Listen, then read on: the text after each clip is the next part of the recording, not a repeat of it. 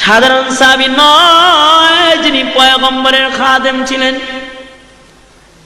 হযরতে আবু যর গিফারি, হযরতে আবু যর গিফারি খাদেমে খায়রুল বশর, खिदमतू में जिंदगी भर ना बनाया अपना घर। নবীর খেদমত করতে করতে নিজের জন্য একটা ঘর বানানোর টাইম পায় না এমন একজন সাহাবী দুইটা হাত তুলে ডেকে বলতেছে, ও খলিফাতুল মুসলিমিন, এই যুবকের একজন ভাই যদি মদিনায় থাকতো তাহলে ভাই ভাইয়ের জিম্মাদার হয়ে যেত। খলিফাতুল মুসলিমিন পয়গম্বরের মুখে নিজ কানে শুনছি, আল মুসলিমু আখুল মুসলিম, মুসলমান মুসলমানের ভাই। রক্তের বন্ধনের দরকার নাই, কোরআন শরীফের বন্ধন আছে আমাদের মধ্যে। সুবহানাল্লাহ জোরে কোন, আর জোরে চিল্লায় কোন সুবহানাল্লাহ। আমি আমার ভাইয়ের জিম্মাদার, আমার ভাইরে ঋণ পরিশোধের জন্য ছুটি দিয়ে দেন, আমি জিম্মাদার হয়ে রয়ে গেলাম। খলিফাতুল মুসলিমিন নতুন করে বিচার সিদ্ধান্ত লিখলেন, আবার নতুন করে, যাও যুবক, তোমার 1 মাসের ছুটি দিলাম। আরবি মাসের প্রথম শুক্রবারে জুমার নামাজের আজানের পূর্বে তুমি মদিনায় প্রবেশ করবা।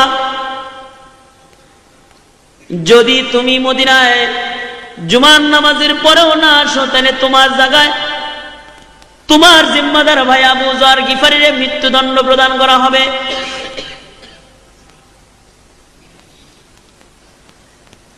নওজোয়ান যুবক ঋণ পরিশোধের জন্য যাত্রা আরম্ভ করলো নিজের বাড়ির দিকে।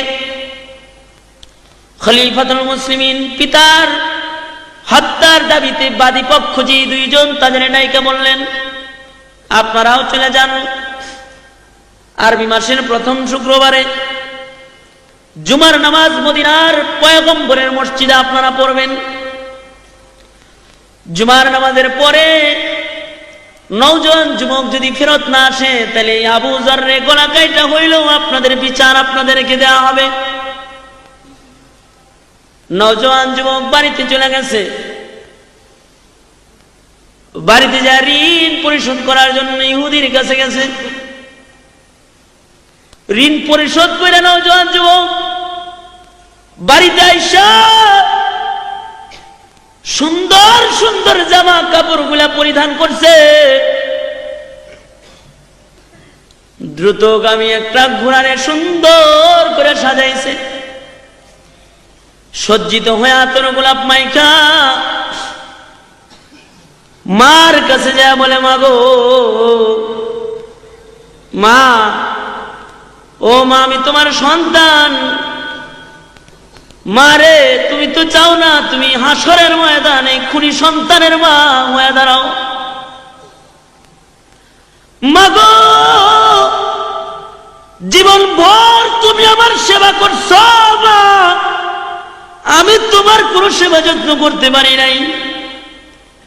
মা, বাড়ির থেকে যখনই বের হইছি তখনই আমি তোমার কাছ থেকে বিদায় নিয়ে বের হইছি, আবার আইছি। মা গো, আজকে একটা বিদায় নিবার চাই মা, এটা জিন্দেগির শেষ বিদায়। মা গো, তোমার হাত দুইটা আমার মাথার পরে রাখো মা। মা গো, দুধের দাবিটা মাফ করে দিও। আমি মদিনায় চললাম পাক পবিত্র হইবার জন্যে। মা, আমার মাথায় হাত দিয়ে আমারে জিন্দেগির শেষ দোয়াটা তুমি এখন দিয়ে দাও। মা, তোমার সন্তানের জীবনের শেষ লুকমা খাবারটা তুমি খাওয়ায় দাও। তোমার সন্তান আর কোনোদিন তোমার দরবারে এসে দাঁড়াবে না। মা, বাবার কাছে যা কয়, বাবা গো, ও বাবা, দেন ওই বুকটা একটু দেন। কত বুকের মধ্যে শোয়া রাখছেন বাবা, বুকটা একটু দেন। জিন্দেগির শেষবারের মতো আমার বুকটা আপনার বুকের সাথে একটু লাগায় যায়। বাবা গো, আমার বিচার হইব মদিনায়, পিতামাতার কাছ থেকে জিন্দেগির শেষ বিদায় নিয়ে নওজোয়ান যুবক যাত্রা আরম্ভ করছে মদিনার দিকে। এদিক দিয়ে মসজিদের নববীতে জুমার নামাজের আজান হয়ে গেছে, এখনো পর্যন্ত কেউ মদিনায় আসে নাই। খলিফাতুল মুসলিমিন হযরত উমর পত্রবাহক পাঠিয়ে দিয়েছেন আবু যর গিফারির বাড়িতে। আবু যর জীবনের শেষ জুমার নামাজ পড়াইবার লাইগা মসজিদে নববীতে আইসা যান। আপনার জিন্দেগির শেষ জুমা আজকে মদিনায় হইতে পারে। আপনার ভাই যদি ফেরত না আসে তাহলে আপনার ভাইয়ের জায়গায় আপনার মৃত্যুদণ্ড প্রদান করা হবে। হযরতে আবু যর গিফারি জিন্দেগির শেষ জুমার নামাজের প্রস্তুতি নিয়ে মদিনায় পয়গম্বরের মসজিদে হাজির হয়ে গেছে।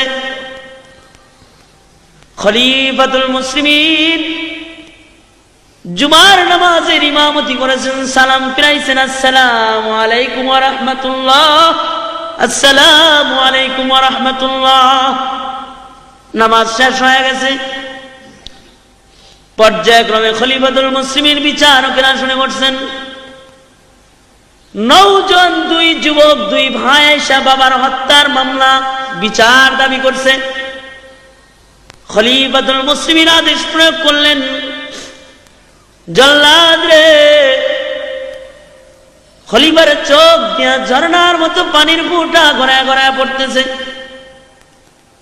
একটা নির্দোষ মানুষকে একজন দোষী মানুষের জায়গায় মৃত্যুদণ্ডের আদেশ। বলা হইল, জল্লাদ আবু যর গিফারিকে মৃত্যুদণ্ড প্রদান করা হোক।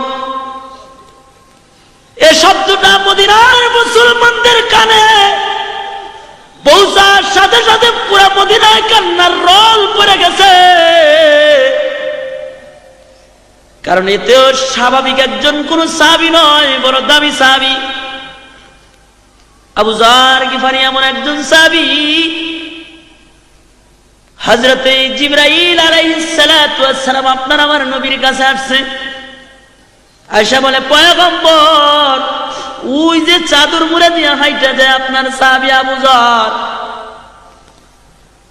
নবী বলেন, জিবরাইল আমার সাহাবী আবু যর আপনি কেমন করে চিনেন?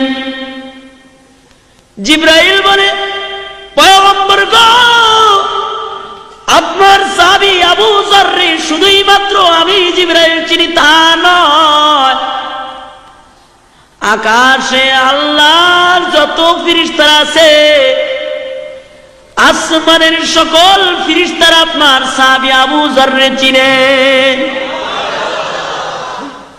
দুইটা কারণে আকাশের ফেরেশতারা আবু যর গিফারিরে চিনে, দুই কারণে। এক নাম্বার, লি সিগারিহি আলা নাফসিহি, নিজের নিজে খুব ছোট মনে করে আল্লাহ যদি জাহান্নামে দিবার লেগে কোনো মানুষ বানায় থাকে তাইলে মনে হয় আমারে বানাইছে। আর একটা কারণ হলো লিকাসরাতি তিলাওয়াতি সূরাতুল ইখলাস। সূরা ইখলাস নামে একটা সূরা আছে, যা 3 বার পড়লে খতমের সওয়াব জমা করা হয়। কুল হুয়াল্লাহর সূরা এমন একটা সূরা যা 3 বার পড়লে খতম কোরআন শরীফের সওয়াব হয়। আবু যর এই সূরাটা এত বেশি তেলাওয়াত করে যে তার আমলনামায় এত খতমের সওয়াব আছে যা অন্য কোন মানুষের আমলনামায় নাই। সুবহানাল্লাহ। জোরে মদিনার লোকেরা কান্দে, নির্দোষ একটা মানুষের জায়গায় এমন একজন বরকতি মানুষ মৃত্যুদণ্ড প্রদান করা হবে রে। মদিনার সবাই কাঁদতেছে, কিন্তু একজন হাসে। হযরত আবু যর গিফারি হাসতেছেন। লোকেরা বলে, আবু যর তুমি হাসো, কেন হাসো?